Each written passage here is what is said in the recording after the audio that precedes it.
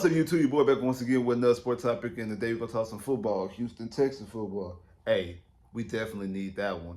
We definitely needed that one. The offense really needed that one. We're gonna break it down before we get in there. Like I'm telling you before, if you're liking the content, make sure you're liking the channel. Make sure you're watching all the videos. Make sure you comment on all the videos. Make sure you're liking all the videos. Make sure you're sharing all the videos on all social media platforms: Instagram, Twitter, Facebook, TikTok, Snapchat, any type of social media platform you use. Make sure you share the same social media platforms. Also, follow me on social media as well. The link in the description below. We're still in the race to get the 6,000 subscribers. You know what that means. I need you to tell a friend, to tell a friend, to tell a friend, to tell another friend, so they can tell some more friends, so they can tell some friends and put them on game with the channel, so the channel get to growing and growing and growing and growing. Really, really appreciate that. Trying to get the 6,000 subscribers, and I can't do that without y'all help, without y'all doing your part. So I need y'all to like, share, and subscribe, and to get this channel growing and growing. Really, really appreciate that. Now, after a slow day of day one of free agency, the Houston Texans make some moves on day two of free agency by making for a trade for a running back and run back Joe Mixon for the Cincinnati Bengals. If I'm not mistaken, they sent a 7th round conditional pick for the 27-year-old running back out of Cincinnati. It came from Oklahoma, and I think it's a great pickup, honestly. I know a lot of people disappointed. A lot of people wanted Saquon. Me personally, I was, I wanted Saquon as well. Also wanted DeAndre Swift. I know some people also might want Josh Jacobs, but those guys were off the board quick because I felt like the Texans were in the Saquon Barkley line a little bit too long and ended up getting out of it late. But by the time they got out of it late, Josh Jacobs was already off the board. You also had DeAndre Swift was the first one, I think, like the first free agent that was off the board off of any position. And they were really left with Aaron Jones and Derrick Henry, and Zach Moss. And once Zach Moss went to the Cincinnati Bengals, it made apparent that Joe Mixon was going to be available, and they was talking about cutting him and letting him loose. But since before the actual free agency period really starts, because all this is legal tampering, before it officially starts on Wednesday, the Houston Texans were able to call the Cincinnati Bengals and able to get a trade, if I'm not mistaken, like I said, a late 7th round pick to go out there and get Joe Mixon. This is what Joe Mixon brings to you. Joe Mixon is a very, very solid, all-purpose running back. He's a complete running back, all-around running back, first down, second down, third down running back, able to catch out of the backfield. This is what he's done over the last 3 years. In 2021, he played 16 out of 17 games, carried the ball 292 times, had 1,200 yards, averaging 4.1 yards a carry, had 13 touchdowns, caught the ball 42 times for 314 yards, 3 touchdowns. The following year, in 2022, played 14 games, had carried 210 times, only had 814 yards, 3.9 yards per carry. Not good. I mean, not great, but it's decent, okay. 7 touchdowns, caught the football 60 times, had 441 yards and 2 receiving touchdowns. This past season, played all 17 games for 257 attempts for 1,034 yards, averaging 4 yards a carry, 9 touchdowns, caught the ball 52 times, would have made him second on the team in receptions behind Nico Collins, by the way. Had 336 yards in the air, and also had 3 receiving touchdowns. Again, able to catch the football out of the backfield, able to run. He's a hard runner, able to hit the holes, knows the offense, the exact same offense that the Texans ran. Actually, just to take it a step further, the Texans desperately needed a ground game. We know they need the ground attack.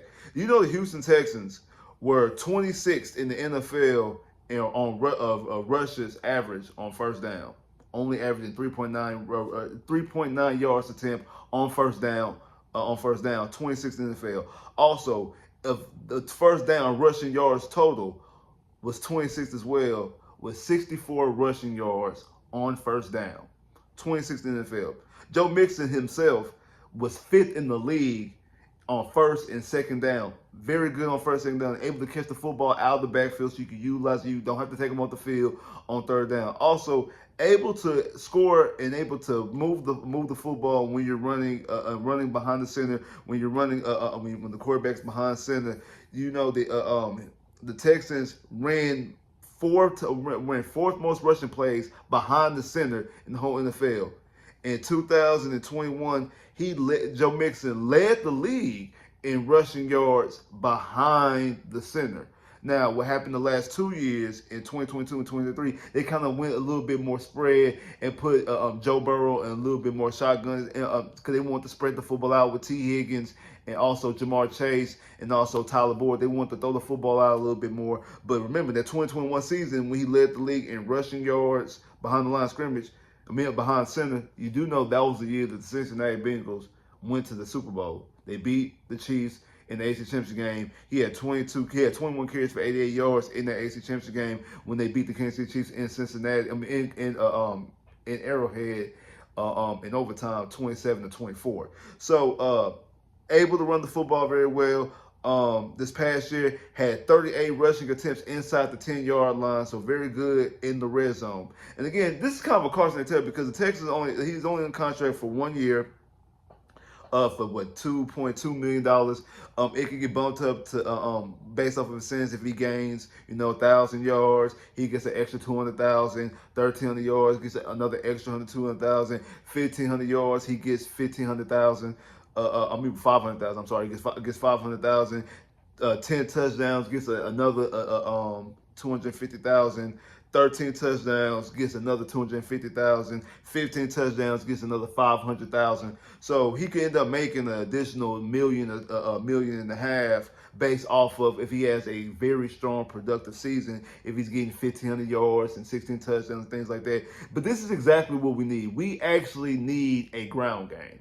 Because that's something that C.J. Stroud did not have consistently last year. We were very disappointed on what Dameon Pierce was able to do. We thought Dameon Pierce coming back off of that rookie season where he had 900 yards and missed with the last 4 or 5 games of the season. We all believe if he would have played out the rest of the season, he would have got 1,000 yards.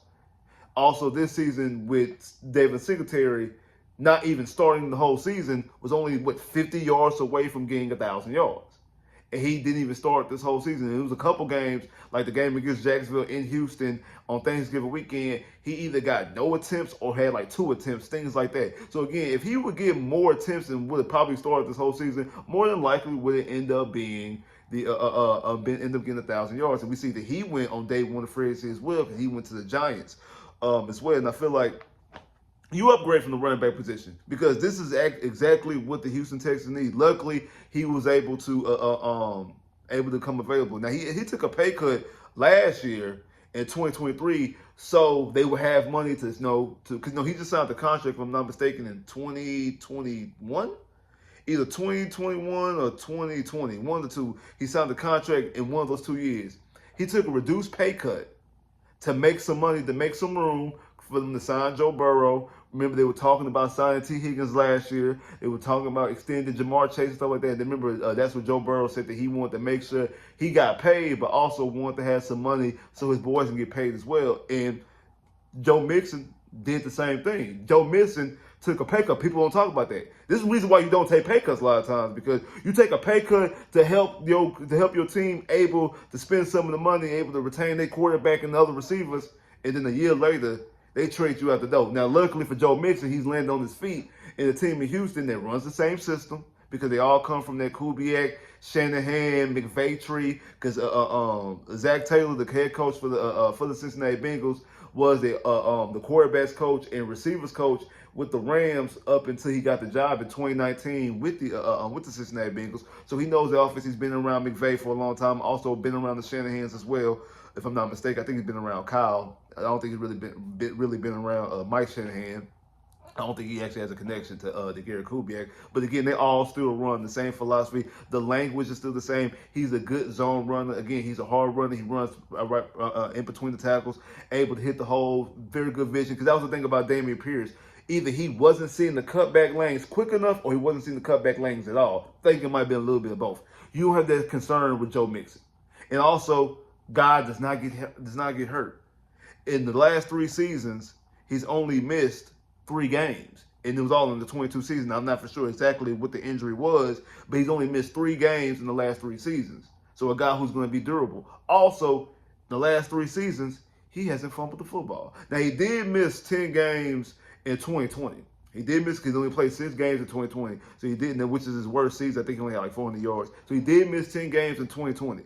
But That was 3 years ago, 4 years ago now, 4 years ago, and he's been to the Super Bowl. He's been deep in the playoffs since then. 2 AFC Championship games, been to the Super Bowl, was a main component. His best season was the year that the Bengals went to the Super Bowl, even though they lost to the Rams, but it was the year they went to the Super Bowl. And again, a guy who can catch out the backfield, and he's a hard runner, and he's actually the best running back for two things. He's the best running back that C.J. Stroud's ever had. Obviously, last year there was Devin Singletary / Dameon Pierce, and then the running backs he had in Ohio State. Now, again, I don't know what CJ was dealing with in high school, but that's kind of hard to measure anyway. So, at least in the NFL and the college, he's the best running back he's had. On top of that, he's also the best running back that the Texans have had since 2014's Arian Foster.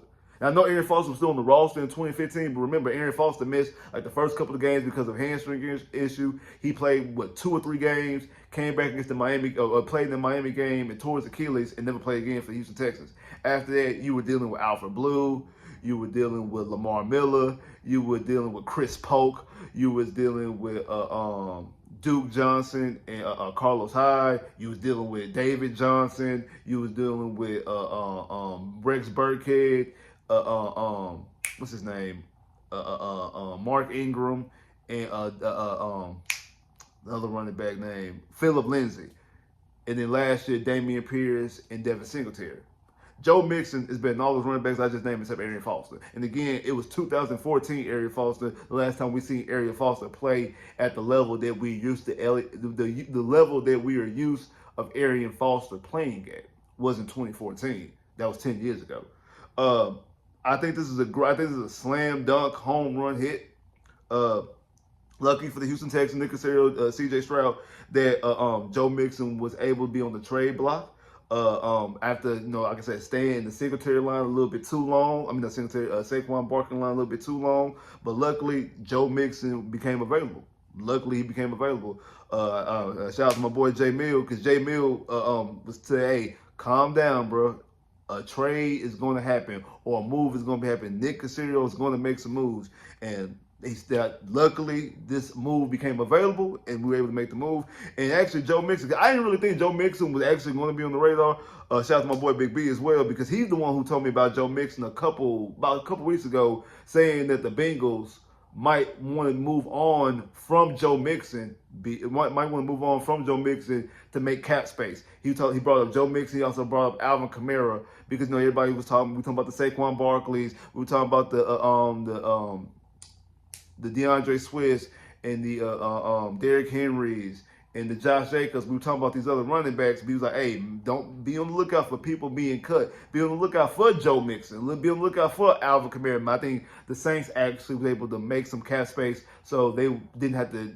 Alvin Kamara, as it stands right now, it's not cap calicy as it stands right now. But obviously, Joe Mixon, they wanted to get up underneath it, even though it was only $2.2 million. So it's kind of weird, because I think what they gave Zach Moss, like 2 years, $8 million, so they're paying Zach Moss $4 million. Like I said, Joe Mixon's only on the contract for 1 year. I feel like what the Texans are going to do, more than likely, because they got a second, a third, and 2 fours.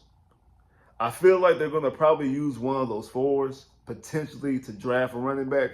I think I wouldn't put out of the realm of possibility if they move back in the second round, accumulate some other third and fourth round picks, or third and fifth round picks, or whatever, and possibly move up. We've seen Nick move up in every round last year, in last year's draft, and then the previous other 2 drafts, he's moved up in plenty of rounds as well. He moved up to get Nico in the third, his very first draft. He moved up to get Mechie in his second draft, and then outside CJ, he moved up in every round to get almost every one of his players outside CJ in last year's draft. So I wouldn't be surprised if he would move back to accumulate some more draft capital eventually to move up in the second or in the third or in the fourth or something like that. And I think they probably would get another probably change of pace type of back, or another back to potentially pair up with Joe Mixon, so it won't be all on Joe Mixon, even though he hasn't gone crazy with the carries. He hasn't gone over 300. 292, 210, 257. That's still a good chunk of carries. Not to mention you target on 42 catches, 60 catches, 52 catches. So he's getting a lot of touches. He's getting his fair share of touches. It's not Derrick Henry level touches when you're leading the league for 4 out of 5 years. It's not a huge, massive amount of touches, but he's also outside of 2022 we averaged 3.9. Like I said, I think that kind of also got to deal with in that season, especially in 2022, they wanted to spread the ball out a little bit more. So they put Joe Burrow in shotgun a little bit more, and they really took him out of center. I think that has something to do with, not to mention also missing time as well. I think that got something to do with because you've seen this past year when he didn't miss time, able to still average 4 yards to carry, and able to get into the end zone 9 times and able to catch the football 52 times. Because actually in 2022 was his career high of yards and catches from the receiving standpoint. Had 60 catches, which is a career high. Had 441 catches, which was a career high. So they want to spread the football out a little bit more that season. So that kind of shows why maybe his yards per carry kind of dipped a little bit because of the style of the offense. It tried to go a little bit more in Joe Burrow's strength. And again, the Texans this past year were 4th in the NFL in running behind center, because that's what Bobby really wants to do. Even though we want to see him spread out, we want to see the football in CJ's hands and CJ throwing to all these receivers over the yard. They want to run the football. And that's the reason why, because sometimes last year they tried to stay committed to the run a little bit too much, especially with Dameon Pierce, because they wasn't getting anything out of it. They want to run the football. Now, what they definitely need to do is to get better push of their offensive line. Even though we've seen it. Even though we did see it in some of those games with Singletary, when Singletary had 150 yards against the Bengals, had 120 yards, I think, against the Cardinals or the Broncos. I can't remember which one it was. When he had like 110, 120 yards against them. I know he had 150 yards and was the AFC Player of the Week against the Bengals. How he was able to run the football against the Titans in the game at Tennessee. So we see push, especially somebody like Juice. Juice is a very good run blocker. What we do need is both Larry Tunsil and Tytus Howard to get better at run blocking. They're both good pass blockers, especially when Tytus Howard is on the right tackle side, not when he's at guard. When Tytus Howard is at the right tackle spot, he was able to get a lot of push on what's his name, Josh Allen out of Jacksonville. When the Texans normally play Jacksonville, Josh Allen doesn't make any noise. It's also against T.J. Watt. Now, I'm not just talking about this year because I know he didn't play this year, but the previous times that we've played against T.J. Watt, he's been able to minimize T.J. Watt from the pass block situation. So they're both good at pass blocking. Larry Tunsil is one of the best in the league, if not the best in the league, at pass blocking. But they need to get better at run blocking. And I think Joe Mixon can help some of this out as well, because he knows how to see them zones and see those holes and cut it. It's kind of weird because offensive linemen normally love to run block. These guys understand the business. Hey, you could be great at pass blocking and mediocre in run blocking and get paid. You could be great at run blocking. If you're mediocre at pass blocking from a tackle position, you're not getting paid. Larry Tunsil's figured that out very quickly. Yeah.